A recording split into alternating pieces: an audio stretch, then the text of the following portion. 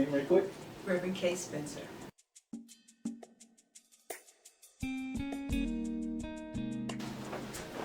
Well, I guess we would have to go back to when I saw a vision, which was probably back in 2002.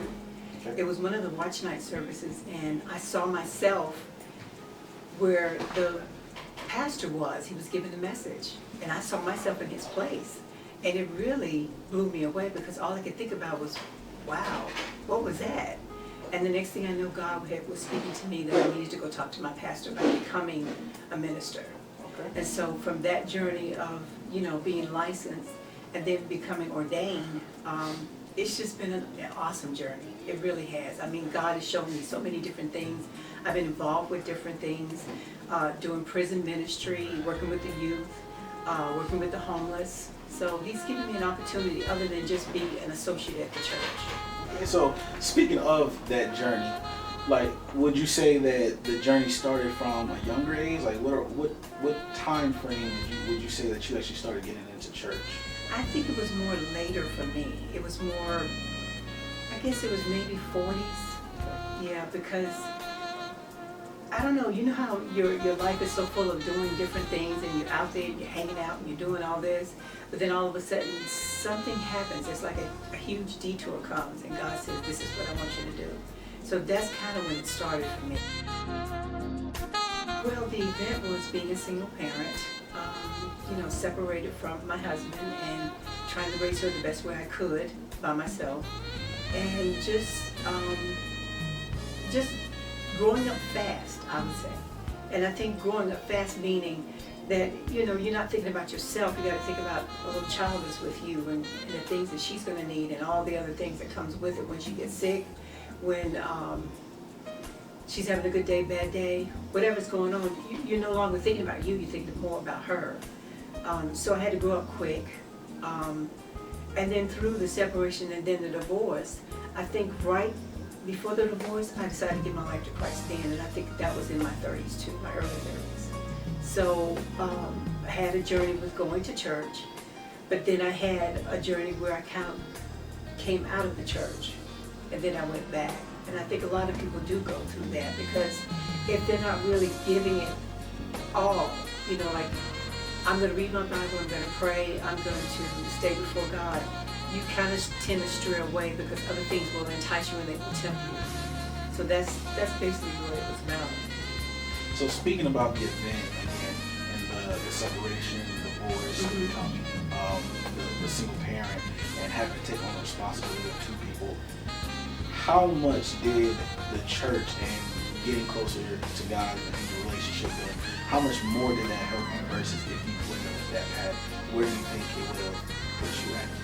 I think it helped.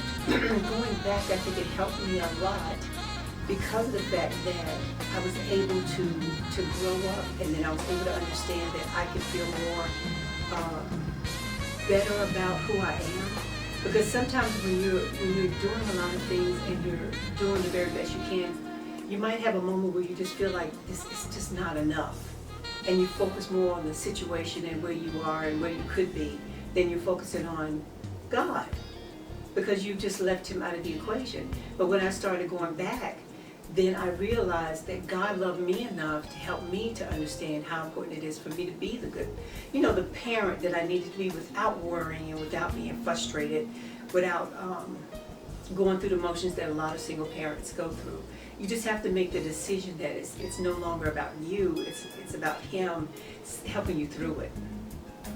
Okay. And making that decision, how easy or how hard was that? Because I believe that since we all are humans, we all have a selfishness type side to us, whether some people have a greater side to it or some people have less.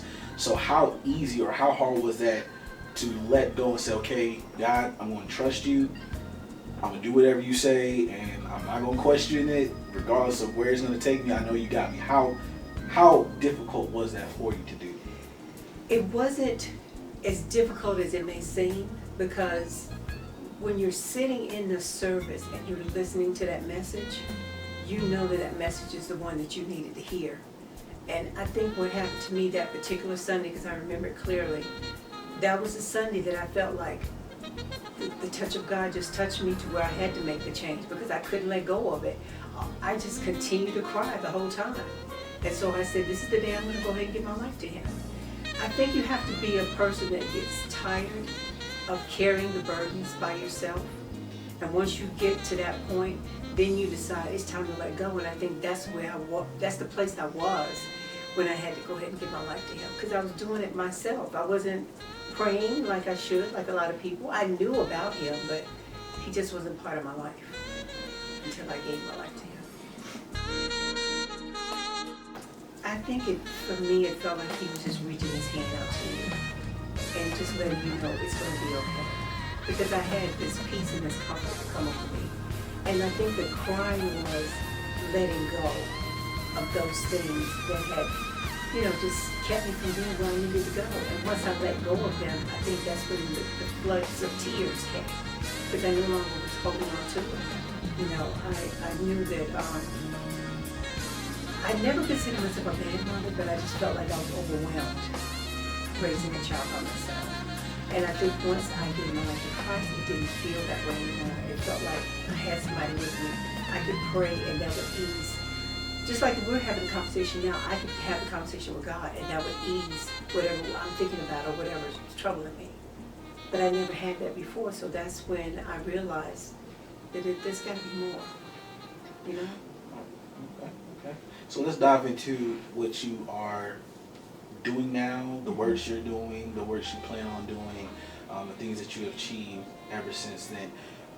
What is the makeup of who you are now that you finally submitted? Like what makes your story and the things that you're doing so personal and so unidentical to anything else that makes people come to you? Well, I guess it would have to be the different trials that I've had in my life. Sometimes God will put you in a place where you've never been there before, and I want to speak of one journey, which was the true journey that started me writing the book, my first book, The Word, Overcoming Obstacles.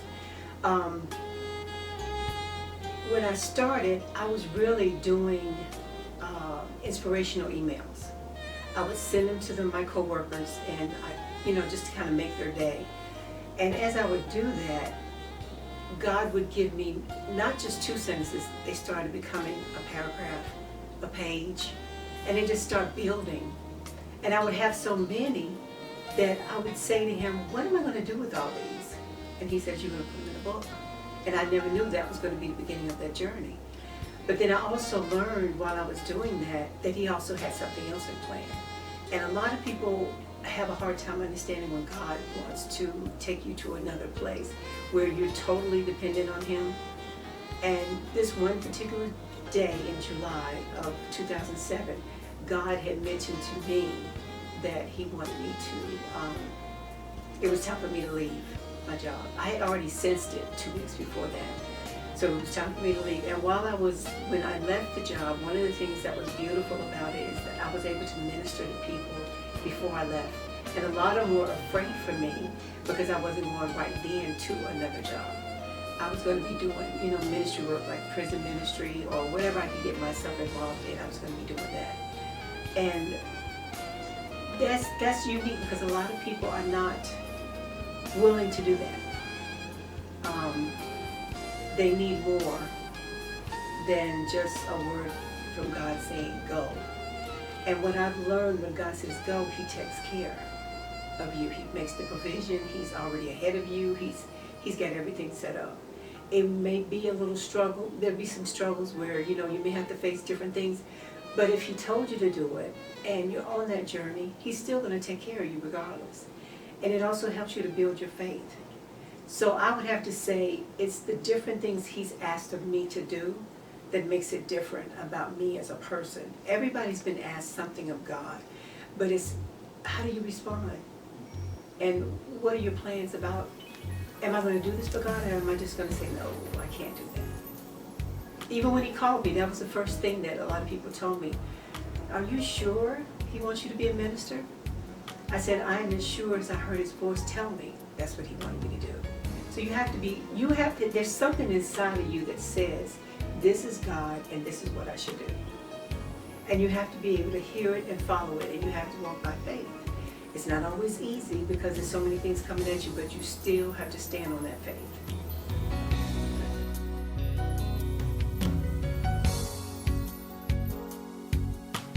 And so now that you are actually doing this, do you do it full time? The writing? The writing, the ministry. Ministry. Okay. Well, I'm still involved with prison ministry. There is a ministry that I'm co-founder of now. It's called No Barriers Worldwide Ministries. And in this ministry, we're trying to build it up to where we can give conferences and events and try to help people that are really struggling. You know how people can be so bound with the visible chain, but they need to be, unchained. They need to be cut so that they can go forward and just, be free again. I mean, so many people are so brokenhearted. So many people are not able to do ministry work because they don't feel that they can do it because there's nobody there to really encourage them. You have some that just won't ask if I could head a particular ministry or be involved or volunteer because you already have space for this or you already have space for that. But I always try to tell people there's things outside that you can do. So you just need to, pray and just seek what's really in your heart or what you can do, and you'll still be doing ministry work for God. I was always one that never sat on the pulpit. I always had to be doing work outside the church. The first event I did was with youth. We did a kind of a conference, an event, which I thought was funny. I dressed up as a gang member to try to prove a point to them. And I really enjoyed that because they actually didn't know what I was doing. I had the little tattoo on my arm, and I had, I'm not sure if I had cigarettes or not, but I had something rolled up on my sleeve. And it was really something. I had on a bandana, and I was really letting them know this is what the gang member looks like, but how long do you want to stay bound by all of this? Look at the makeup of it, and you should be thirsty for something else, and that's God. I always wanted to do things with the homeless. Just picked a Saturday, a couple times in a month. My daughter and I, we went out, we helped another young man that was feeding sandwiches to him. We did the sandwiches. We had conversation with them, which was something I really enjoyed. And then going into prisons. I really enjoy going in there because they need to hear the word just like we do, So it's just about being involved wherever you can and not saying you can't do it, but just go ahead and go for it, because God has given you that gift to do that. Okay, let's talk about nowadays. Most people feel that, they have so much on their own plate that they really can't necessarily go out and worry about somebody else, especially when you're talking about somebody who might be in prison or who might be homeless. A lot of people now are saying, you don't know who's for real as far as a homeless person. They might take your money and then go around the corner and get in a Mercedes or something like that. So with that being said, when you're going to the prisons and when you're going to speak to the homeless, how receptive are they to what you are doing, giving them the honest words that you're giving them and the honest talks that you're giving them? How much do they appreciate that? Like, what are some of the comments that they have said to you personally about what you're doing for them? Well, I want to start with the prison. I went to a federal prison, and when the service was over, one of the inmates said to me that he really appreciated me coming. He said, we've had other women ministers come, but they won't shake our hand. They won't take time to talk to us. They won't even pray with us. He said, but with you, I feel right at home. And I think the key is in any ministry you're involved in, you gotta show love for God first. You gotta be yourself. You gotta help yourself understand that it says in the Word, when I was hungry, you fed me. When I was sick, you gave me joy. All those things that he said, those are the things he wants us to do, because that's the same makeup of who he is. And then also reverse the role as if you were in there. Would you want somebody to mistreat you if they're representing God? I wouldn't. So you have to look at all of it. Everybody can't go into a prison. I understand that. But there are other things we can do. And I think a lot of us talk ourselves out of those things instead of getting up and trying to do them. And that's where we're missing the blessings of God. I'm blessed every time I go inside because I have an opportunity to help them to understand how much God loves them and how much we love coming here. We love them too. We want to see them not remain in prison in their mind, but be free in their spirit to worship God in spirit and truth.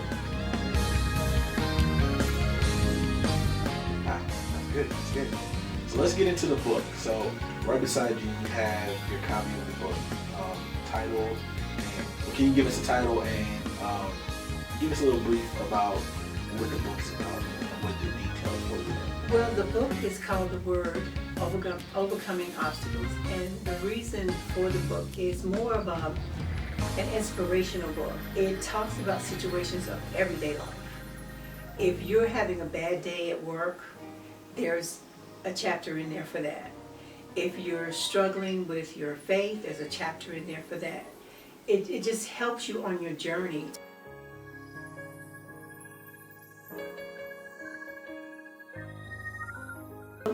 It's always tough to lose a loved one.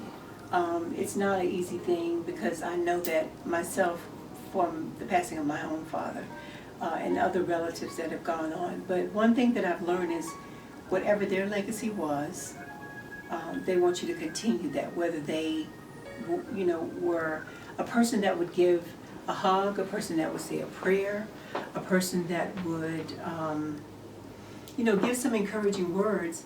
You want to continue that legacy because you're giving to someone else and you're not focusing on more of yourself and the pain that you're going through.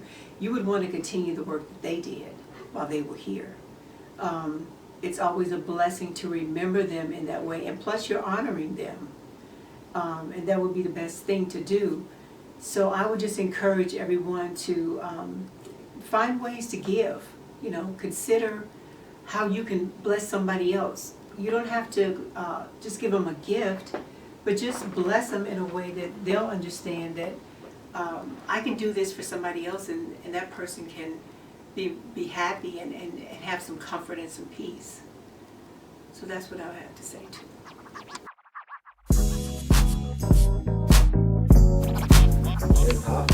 I don't remember what I said. It was just flowing because I had already prayed. So comfortable. Yeah, but I had already